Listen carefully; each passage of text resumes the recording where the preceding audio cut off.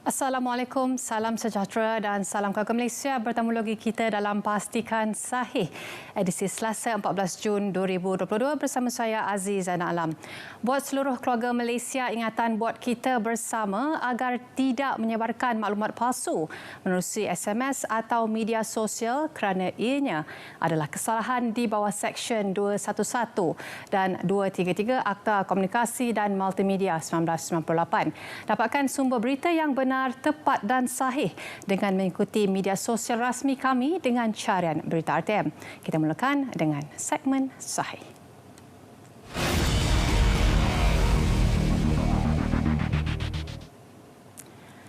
Tular di media sosial berkenaan peluang bagi memperoleh wang berjumlah RM6,000 dengan menjawab soalan sempena ulang tahun Keretapi Tanah Melayu Berhad KTMB ke-137.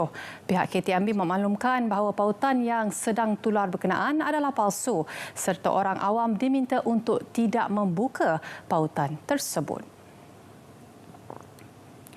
Turut tular satu poster yang menggunakan nama Malaysia serta mempunyai perkataan mengaibkan dalam bahasa Inggeris.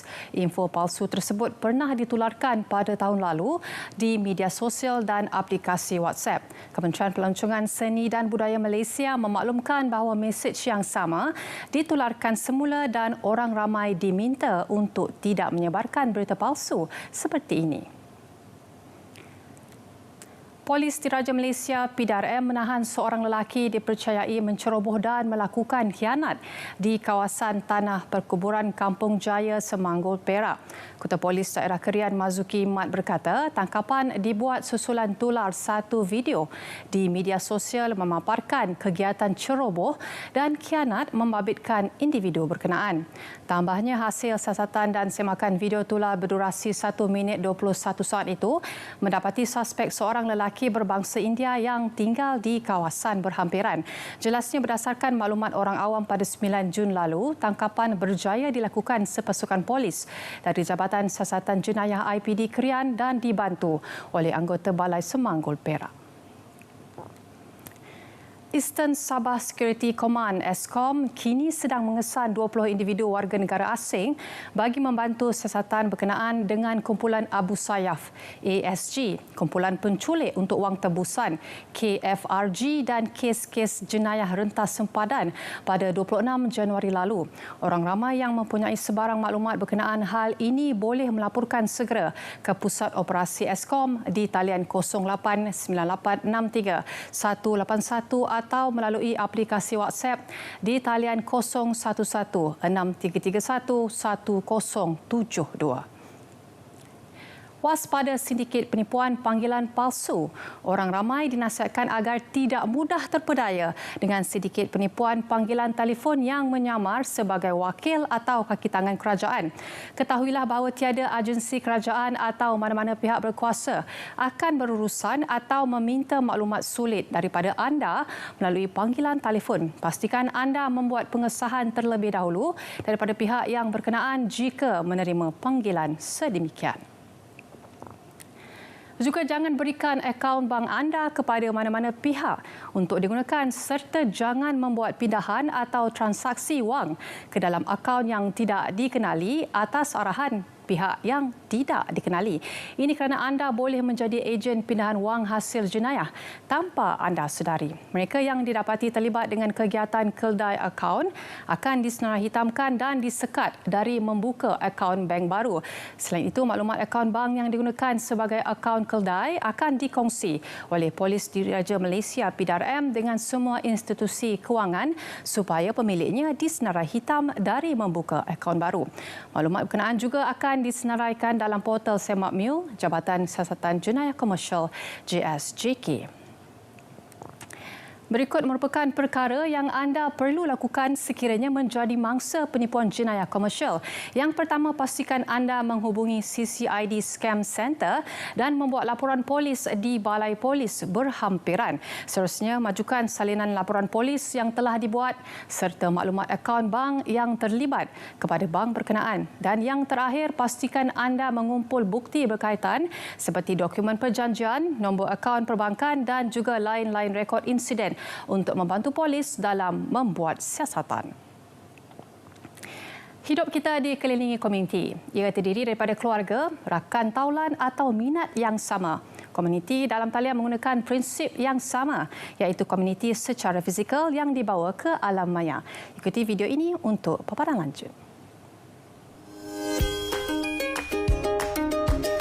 Raghu adalah seorang pencipta kandungan internet. Semasa dia membuat vlog di sebuah pulau peranginan, dia terjumpa sebuah sekolah yang serba kekurangan. Malahan sekolah itu tidak mempunyai kemudahan teknologi maklumat dan komunikasi. Bersimpati dengan keadaan itu, Raghu membuat perkongsian melalui vlognya. Video perkongsian tersebut mendapat perhatian di media sosial. Dia telah menarik perhatian Fuad, seorang jurutera rangkaian, untuk membentuk kerjasama bagi membantu pelajar di sana. Fuad dengan segera menghubungi Raghu untuk berbincang tentang ideanya itu dan Raghu pun bersetuju dengan cadangannya. Fuad kemudiannya menghubungi dua rakannya, Jenny dan Jimmy, bagi melancarkan misi tersebut. Jimmy ialah seorang pemilik kedai peralatan komputer dan bersedia untuk menyediakan peralatan tambahan bagi memudahkan sesi pembelajaran. Jenny pula seorang guru dan dia sudi mengajar pengetahuan dan kemahiran ICT secara percuma. Keempat-empat wira masyarakat ini membincangkan pelaksanaan misi kerjasama ini melalui beberapa sesi dalam talian. Gabungan kelebihan dan semangat yang saling melengkapi membantu kumpulan ini mencapai kejayaan misi mereka. Kini, semua pelajar di pulau tersebut mendapat manfaat pendidikan melalui kemudahan ICT. Melalui hantaran kandungan di dalam media sosial, Raghu telah menyemarakkan semangat bekerjasama di antara pengguna media sosial yang lain. Sebagai pengguna media sosial, anda juga boleh membantu komuniti anda untuk mencapai pembangunan mampan. Gunakan internet dengan positif bagi mencapai hasil yang produktif. Baik, pastikan sahih berehat seketika. Kita kembali lagi selepas ini.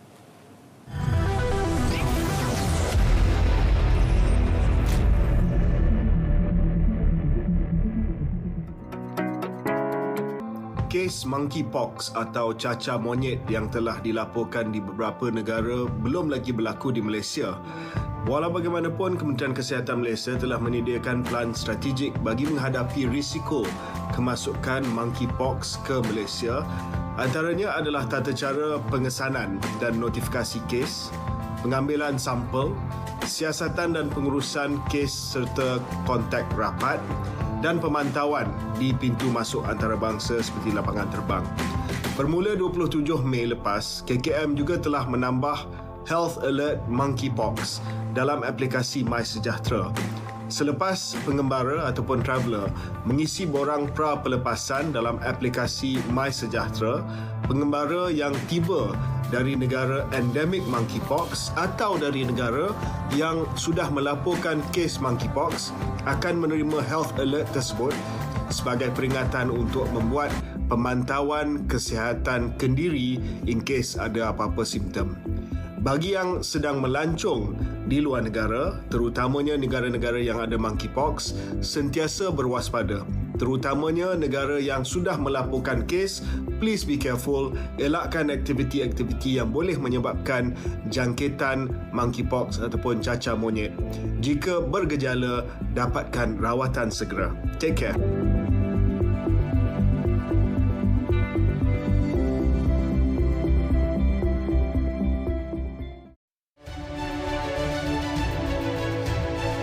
Prestasi negara pada tahun 2021 yang telah mencatatkan pertumbuhan ekonomi yang semakin baik. Menerusi strategi pengurusan kesihatan yang berkesan dan persefahaman politik yang terbentuk, negara kini boleh kembali mengorak langkah untuk menjayakan agenda pembangunan.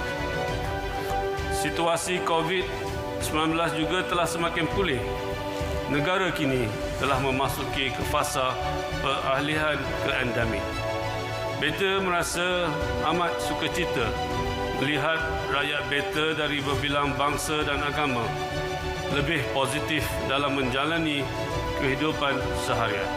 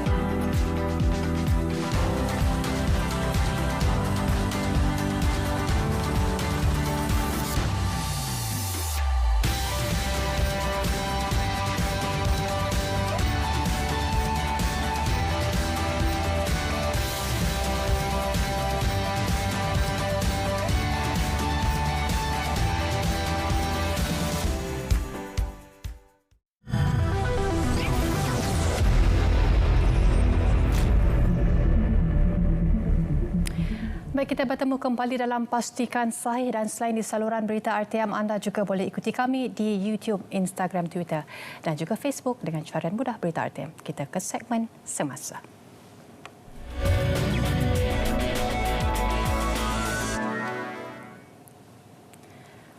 Kes denggi di Kedah meningkat sebanyak 143.8% sehingga 11 Jun lepas apabila merekodkan 490 kes berbanding 201 kes bagi tempoh yang sama tahun lepas. Pengarah Kesihatan Negeri Dr. Othman Warijo berkata 1 kematian dicatatkan akibat denggi setakat ini manakala bilangan wabak meningkat kepada 55 kes berbanding hanya 8 bagi tempoh sama pada 2021. Katanya dari jumlah wabak yang dilaporkan ini terdapat 3 hotspot yang telah berjaya dikawal, 8 wabak masih aktif manakala 44 wabak lagi telah tamat. Sehubungan itu, Dr. Othman berkata aktiviti kawalan dan pencegahan dijalankan bagi kesemua kes dan wabak denggi yang dilaporkan di semua lokaliti bagi memutuskan rantaian jangkitan. Juga bilangan kes baru COVID-19 di negara ini bagi Minggu Epidemiologi ME ke-23 dari 5 hingga 11 Jun meningkat sebanyak 0.4% iaitu 11,096 kes berbanding 11,052 kes pada minggu sebelumnya ME ke-22. Ketua Pengarah Kesihatan Tan Sri Dr. Noor Hisham Abdullah berkata jumlah kumulatif kes COVID-19 di Malaysia kini berjumlah 4,524,727 kes. Beliau berkata purata kes aktif setiap hari bagi ME ke-23 pula menurun sebanyak 5.5% iaitu 22,013 kes berbanding minggu sebelumnya. Menurut beliau, bilangan kes sembuh pada ME ke-23 menurun sebanyak 21.7% iaitu 13,797 kes kepada 10,806 kes berbanding ME ke-22 menjadikan kumulatif kes sembuh sebanyak 4,466,305. Dalam usaha mencegah penyakit berjangkit terutamanya wabak COVID-19, Tabung Haji TH telah menyediakan beberapa langkah pencegahan awal bagi mengelakkan ia menular dan mengingatkan jemaah haji Malaysia terus mematuhi SOP yang telah diamalkan selama ini. Ketua Rombongan Haji Malaysia, Datuk Seri Said Saleh Said Abdul Rahman berkata, selain menyediakan perkhidmatan menerusi klinik-klinik di hotel penginapan dan hospital di Tanah Suci, TH turut mewujudkan pusat rawat dan rehat RNR di beberapa bangunan penginapan dan hospital berhampiran. Katil yang telah disediakan untuk kemungkinan ini ialah sebanyak 200 katil. Jadi ini satu perkara yang perlu ditekankan bahawa kita membuat pelbagai langkah-langkah pencegahan. Adanya musim haji sudah tentunya ramai daripada kalangan jemaah haji daripada pelbagai negara yang akan berada dan berkumpul dan tertumpu di Mekah dan juga di Madinah, dan sudah tentunya dalam keadaan itu, dalam keadaan sesak, dalam keadaan ramainya orang, kemungkinan jangkitan COVID ini mudah berlaku. Jadi dengan itu kita sentiasa menjaga diri kita supaya kita dapat sentiasa dalam keadaan sihat, supaya kita dapat menyempurnakan ibadat haji kita dengan sebaik mungkin. Hujan lebat berterusan selama beberapa jam sejak petang dipercayai menjadi punca kejadian tanah runtuh di Jalan Tun Dr. Ismail, Taman Bukit Sentosa, Seremban malam tadi yang turut menyebabkan kerosakan pada sebuah pencawang tenaga nasional Berhad.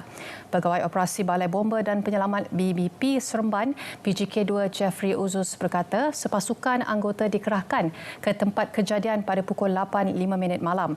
Menurut beliau, tanah runtuh itu turut menyebabkan pokok di kawasan sekitar tumbang dan menghempap 2 kereta Mercedes-Benz dan Volvo yang diletakkan berhampiran. Jelasnya, tiada mangsa dilaporkan terlibat dan penduduk sekitar dinasihatkan sentiasa berwaspada dan melaporkan kejadian tidak diingini kepada pihak berkuasa dengan segera. Dalam kejadian berasingan, Pegawai Operasi BBP Seremban 2, PJK2 Hazrizi Hashim memaklumkan sebuah bilik menggosok pakaian di asrama lelaki sebuah sekolah mengalami kebakaran 40% kira-kira pukul 2 pagi tadi. Tokoh Pendidikan Negara Tun Arsyad Ayub meninggal dunia pada pukul 2.06 pagi tadi. Mengesahkan berita pemergian itu, keluarga Allahyarham menerusi satu kenyataan berkata jenazah Allahyarham ketika ini masih lagi berada di hospital. Allahyarham sebelum ini dilapor dimasukkan ke unit rawatan rapi ICU sejak Selasa lepas kerana masalah kesihatan. Tun Arsyad 93 tahun merupakan pengarah pertama Institut Teknologi MARA UiTM sejak tahun 1967 sehingga 1975 yang kini dikenali sebagai Universiti Teknologi MARA UiTM sepanjang hayatnya. Allahyarham melapor bakti di UiTM dan dilantik sebagai Pro-Chancellor selain pernah dipinjamkan sebagai Timbalan Governor Bank Negara Malaysia dan memegang jawatan Timbalan Ketua Pengarah Unit Perancang Ekonomi Jabatan Perdana Menteri. Kerajaan akan memperkenalkan harga siling bergerak yang berubah mengikut faktor harga input sebagai sebahagian daripada usaha menjamin ekosistem sekuriti makanan yang lebih inklusif dan menyeluruh dapat diwujudkan. Perdana Menteri Datuk Seri Ismail Sabri Yaakob berkata pengenalan harga siling bergerak itu juga seiring perancangan bantuan terus secara bersasar kepada golongan memerlukan seperti diumumkan sebelum ini. Beliau berkata ekosistem argo makanan juga bakal diperluas dengan rantaian bekalan diterajui Syarikat Pelaburan Kerajaan GLC, Syarikat Pelaburan Berkaitan Kerajaan GLIC dan agensi kerajaan. Jelas Perdana Menteri, koordinasi ini bagi memastikan kualiti, kuantiti dan pengeluaran hasil ke tahap optimum selain bekalan terjamin. Pegawai dan warga kerja Kementerian Komunikasi dan Multimedia KECOM diseru meningkatkan prestasi serta peka terhadap permasalahan rakyat yang berlaku di peringkat akar umbi selain mengambil pendekatan proaktif mencari penyelesaian. Menterinya Tan Sri Anwar Musa juga mahu warga KECOM mempersiapkan diri dengan pelbagai kemahiran dan maklumat untuk menangani sentimen yang dimainkan di media sosial. Kita kena terima kewujudan social media dan memang kita pun buat sentimen analisis setiap hari, tetapi agensi dan jentera kerajaan mengambil kira kehadiran social media, kitalah kena memperbaiki diri kita.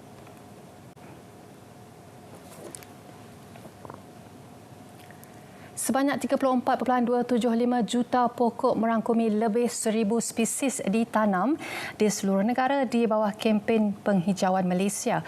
Pokok kita, kehidupan kita setakat 13 Jun lepas, kata Menteri Tenaga dan Sumber Asli Datuk Seri Taqiyuddin Hassan. Beliau berkata jumlah itu bersamaan 34.28% daripada sasaran 100 juta pokok yang perlu dicapai menjelang 2025 menerusi kempen yang dilancarkan secara rasmi pada Januari tahun lepas. Kerajaan Johor sentiasa menerapkan ajaran Islam bukan sahaja dalam sistem pentadbirannya tetapi juga pendidikan. Menurut Menteri Besar Dato' On Hafiz Ghazi, pembudayaan ajaran Islam juga dipupuk secara konsisten menerusi pelbagai program berkaitan Al-Quran.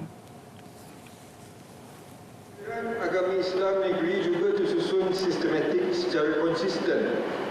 Banyak program mengenai Islam, khususnya berkaitan Al-Quran yang dilaksanakan.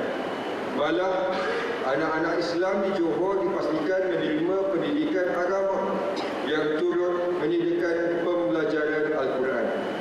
Sistem sekolah agama Kerajaan Johor ini sudah berusia lebih 100 tahun. Agensi Penguatkuasaan Maritim Malaysia APNM berjaya menahan sebuah bot nelayan asing Vietnam disyaki beroperasi secara haram dan merampas hasil laut seberat 3 tan bernilai 1.5 juta ringgit di perairan Kudat pada Sabtu lepas. Pengarah APNM Zon Kudat Komander Maritim Maurice Greenville Abiyaratne berkata bot itu dikesan melalui penugasan Op Kuda Laut di kedudukan sekitar 118 Batu Nautika Barat Laut Tanjung Simpang Mengkayau Kudat pada pukul 12 tengah hari. Katanya bot yang digunakan sebagai kapal induk menangkap hasil laut dikesan oleh kapal KM Arau ketika sedang leka mengaut hasil laut negara dan pemeriksaan mendapati 41 kru warga Vietnam termasuk Tekong berusia antara 18 hingga 58 tahun mengendalikan bot terbabit. Tambahnya bot nelayan asing terbabit disyaki merupakan bot induk berdasarkan kepada bilangan kru, saiz bot serta muatan yang dibawa. Namun, siasatan lanjut akan dilakukan bagi tujuan pengesahan. Baik, pastikan sahih berat lagi. Kita kembali selepas ini.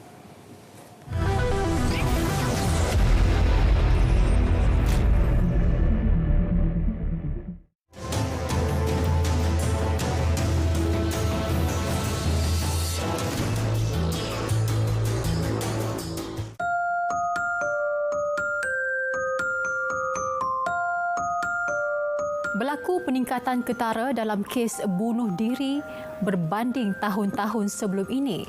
Dan menurut PDRM, sehingga Mac tahun ini sahaja sejumlah 336 kes bunuh diri dilaporkan. Kita mampu tanganinya seandainya kita dapat kenal pasti simptom-simptom awal kemurungan.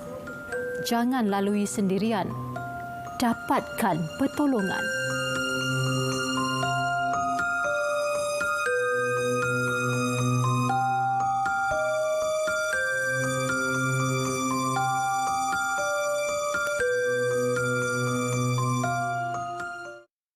Bagi memastikan setiap keluarga Malaysia tidak tercicir dalam arus pembangunan negara, Kerajaan Tuanku sentiasa menambah baik program dan agenda perlindungan sosial di seluruh Semenanjung, Sabah dan Sarawak. Kerajaan Tuanku telah melaksanakan fasa pertama program pembasmian kemiskinan tegar keluarga Malaysia pada bulan lepas, melibatkan 80 lokaliti bandar, luar bandar termasuk perkampungan orang asli bagi membawa mereka keluar dari kepompong kemiskinan. Kehidupan rakyat miskin dan pendapatan rendah terus dibela supaya mereka dapat menikmati kehidupan yang selesa.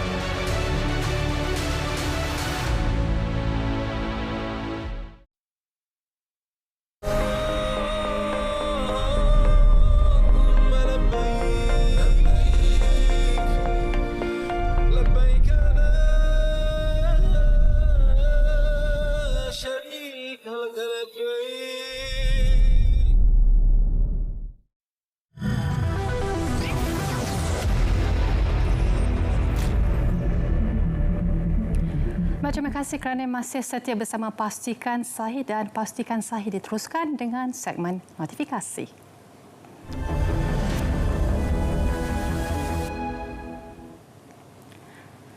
Saksikan Bicara Naratif bersama dengan Profesor Madya Dr. Muhammad Mizan Aslam dengan topik krisis kemanusiaan malam ini jam 9 malam di saluran berita RTM TV1, RTM Klik dan juga menerusi Facebook Live Berita RTM. Juga ikuti Majlis Tilawah dan Hafazan Peringkat Kebangsaan tahun 1443 Hijrah bersamaan dengan 2022 Masihi dari 12 hingga 17 Jun yang bertempat di Dewan Besar Pusat Islam Iskandar Johor, Johor Bahru, Johor. Baik, kempen derma darah anjuran Q Services Sendian Berhad bersama dengan Paradigm Mall. Tempatnya adalah di tingkat 2 next to SRK Noodles House ataupun Paradigm Mall Petaling Jaya. Tarikhnya adalah dari 18 hingga 19 Jun 2022 iaitu daripada hari Sabtu dan juga Ahad. Waktunya adalah dari 11 pagi hingga 5 petang.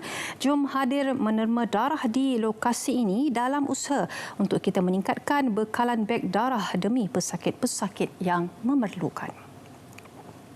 Juga jom sertai kami dalam program sumbangan buku dan jualan buku yang akan berlangsung sepanjang bulan Jun tahun ini bersempena meraihkan program nilam dan kempen galakan membaca peringkat sekolah tahun 2022 pada esok iaitu jam 15 Januari 2022, dan program ini terbuka kepada semua guru, AKP, murid, ibu bapa dan penjaga PIBG dan juga komuniti setempat. Antara sumbangan buku yang diperlukan adalah majalah, novel, bahan bacaan santai atau ringan dan juga buku-buku lain yang berkaitan. Sila masukkan buku sumbangan anda itu ke dalam kotak yang telah disediakan di Pejabat SMK LKTP Jengka 16, dan sebarang pengurusan boleh berhubung dengan Cikgu Norizan di talian 0115834706. Esei pertandingan menulis esei Sains dan Teknologi Nuklear peringkat kebangsaan 2022 dan pertandingan ini adalah anjuran Agensi Nuklear Malaysia sempena pelaksanaan Minggu Sains Negara Keluarga Malaysia 2022 dan terbuka kepada semua pelajar menengah rendah, menengah atas dan juga orang awam. Tarikh pertandingan adalah dari 1 Jun lalu sehingga 30 Jun hujung bulan ini. Borang dan syarat penyertaan boleh dimuat turun seperti yang disediakan atau anda boleh imbas kod QR seperti yang tertera di poster. Hadiah menarik menanti anda. Baik, jualan bukit Puspanita JKKN sempena Majlis Convocation Badan Peneraju Industri Seni Budaya 2022. Ayuh singgah ia bertempat di ruang legar Dewan Sanggar Pujangga Motan. Tarikhnya adalah pada 23 Jun jam 8 pagi hingga 2 petang. Perhatian kepada si cilik yang berbakat dalam nyanyian. Inilah masa untuk anda tunjulkan bakat anda di pertandingan karaoke Bakat Cilik sempena penganjuran Karnival Usahawan Mada dan Road to Maha 2022. Anda juga berpeluang untuk memenangi hadiah menarik seperti tertera di poster. Butiran adalah seperti berikut pada 24 Jun 2022 hari Jumaat, jam adalah pada 4 petang, tempatnya di Aman Central Kedah. Peserta berumur 12 tahun dan juga ke bawah. Antara syarat penyertaan, yuran penyertaan adalah percuma, terbuka kepada kanak-kanak berumur 12 tahun dan ke bawah. Peserta perlu mendapat izin ibu bapa atau penjaga sebelum menyertai pertandingan. Baik, sekian sahaja daripada saya untuk hari ini. Kita bertemu lagi esok jam 3.30 petang. Dengan itu, salam keluarga Malaysia. Jumpa lagi dan Assalamualaikum.